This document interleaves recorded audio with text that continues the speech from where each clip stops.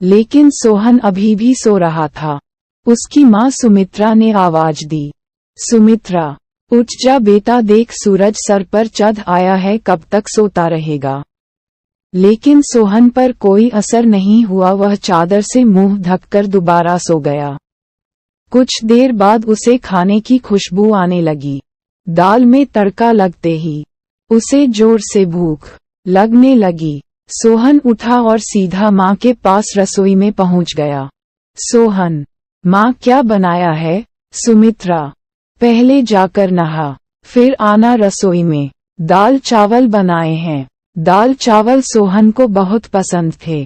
वह फटाफट आंगन में गया और हैंडपंप से बाल्टी भरने लगा। इसी बीच उसे याद आया कि उसने दांत तो मांजे ही नहीं। उसने फटाफट मंजन लेकर दांतों को रगड़ लिया और मगा साबुन लेकर बैठ गया नहाने। जल्दी से नहाकर कपड़े पहनकर रसोई में पहुंच गया। तब तक खाना तैयार हो चुका था। माँ ने खाना परोस दिया। खाना बहुत ही स्वादिष्ट बना था। सोहन ने भरपेट खाना खाया। वह खाना खाकर उठा तो माँ ने टोक दिया, सुमित्रा, अब कहाँ चल दिया? सोहन, माँ लगता है खाना कुछ ज्यादा ही खा लिया, बहुत तेज नींद आ रही है, मैं तो सोने जा रहा हूँ। सुमित्रा, हे भगवान, अभी 1 घंटे पहले ही तो सोकर उठा है। तुझे बस सारा दिन यही काम है, उठो, खाओ और सो जाओ।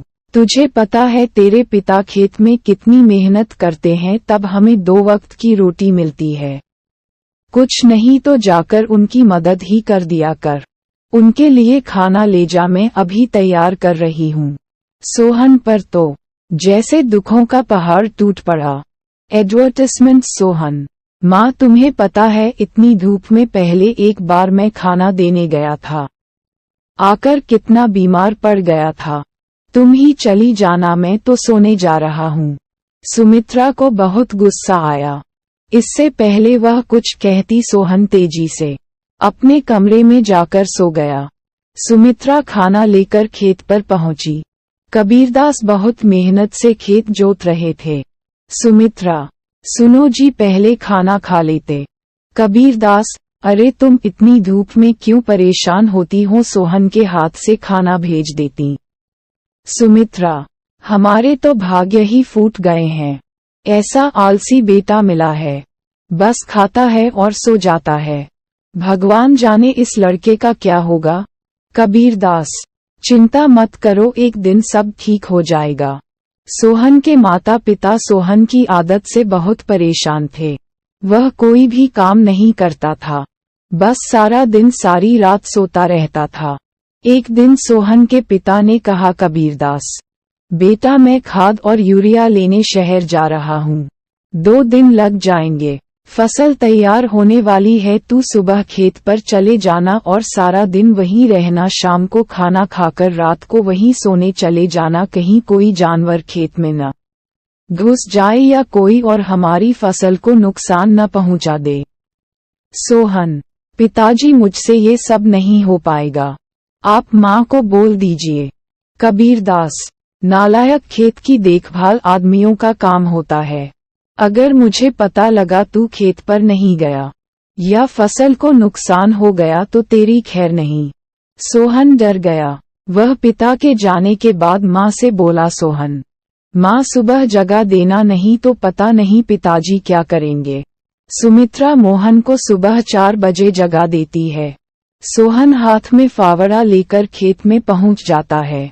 वहां जाकर देखता है चारों ओर ठंडी हवा चल रही थी। वह एक पेड़ के नीचे बैठ जाता है। तभी उसे हल्की हल्की रोशनी नजर आती है। पूरा खेत लाल रोशनी से भर जाता है। सोहन ने ये सब पहली बार देखा था। वह आश्चर्य से सब देखता रहा। कुछ ही देर में सूरज उगने लगा।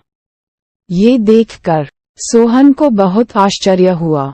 कुछ ही देर में सभी गांव वाले खेत में काम करने आ गए। सब अपने अपने खेत पर काम कर रहे थे। सोहन पेड़ के नीचे बैठा था। तभी उसके पास के खेत से माधो काका आए। माधो काका, सोहन, मेरे खेत में पानी लग गया, अब तू अपने खेत में पानी काट ले। सोहन, काका मुझे तो कुछ पता नहीं, ये सब तो पिताजी ने कभी नहीं बताया। एडवर्टाइजमेंट्स। माधव काका, बेटा कभी पिता के साथ खेत पर आया है तो तुझे पता होगा। माधव काका ने अपने बेटे को बुलाकर पानी सोहन के खेत की ओर कर दिया। माधव काका, जब पूरा खेत भर जाए तो हमें बता देना। सोहन बैठकर देखता रहा, लेकिन सुबह जल्दी उठने के कारण उसे नींद आ गई। खेत में पानी बहुत ज्यादा भर गया। तभी माधव काका दौड़ते हुए आए। माधव काका, नालायक यहाँ सोने आया था। अपने पिता की सारी मेहनत बर्बाद कर दी, सारी फसल नष्ट हो गई। सोहन हड़बड़ा कर उठा। उसका खेत पानी से लबालब भरा हुआ था। माधव काका ने जल्दी से पानी दूसरी ओर काटा, लेकिन तब तक बहुत देर हो चुकी थी। लगभग आधी फसल खराब हो चुकी थी।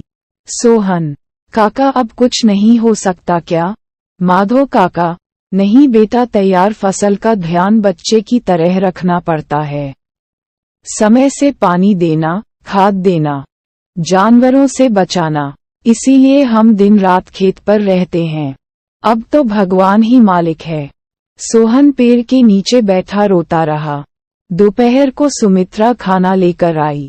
उसे सब पता लगा तो उसने भी सोहन को बहुत डांटा। शाम को सोहन घर नहीं आया, न ही उसने खाना खाया। उसकी भूख प्यास नींद सब उड़ चुकी थी। अगले दिन जब कबीरदास घर वापस आए तो उन्होंने सोहन के बारे में पूछा। सुमित्रा ने सारी बात बता दी। कबीरदास सब छोड़कर दौड़ते हुए खेत पर पहुंचे। उन्होंने देखा मोहन पेड़ के नीचे बैठा रो रहा था। आधी फसल खराब हो चुकी थी। सोहन, पिताजी मुझे माफ कर दीजिए, मेरे आलस ने इतना बड़ा नुकसान कर दिया। आप चाहे तो मुझे पीट लीजिए। कबीरदास, नहीं, तुझे मारने से फसल ठीक नहीं होगी। वादा कर आज के बाद कभी आलस नहीं करेगा। चल अब घर चल, वहीं बात करेंगे। दोनों घर आ जाते हैं। सोहन की आंखों से अब भी आंसू बह रहे थे। सुमित्रा ने उसे खाना दिया, लेकिन उसने नहीं खाया और वह अपने कमरे में जाकर रोने लगा। सुमित्रा जी, अब क्या होगा? आधी फसल तो बर्बाद हो गई। कबीरदास, सुमित्रा, कोई घाटे का सौदा नहीं है। आधी फसल देकर अगर बेटा सुधर गया तो यही काफी है। कबीरदास ने सोहन को बुलाया। कबीरदास, बेटा, अब तो नुकसान होना था हो गया। अब हमें कल से आधे खेत की फसल उखाड़कर दोबारा बोनी होगी। सोहन, पिताजी, आप बाकी आधे खेत में खाद यूरिया लगाकर उसे काटने का इंतजाम कीजिए। मैं इस पर अकेले काम करना चाहता हूँ। अगले दिन सुबह 4 बजे सोहन अपने पिता के साथ खेत पर पहुँच गया और पिता के बताए अनुसार खेत पर काम करने लगा। 4 महीने कठिन परिश्रम करने के बाद नई फसल कुछ बढ़ती हुई दिखाई देने लगी। सोहन अब एक कर्मठ, मेहनती इंसान बन चुका था।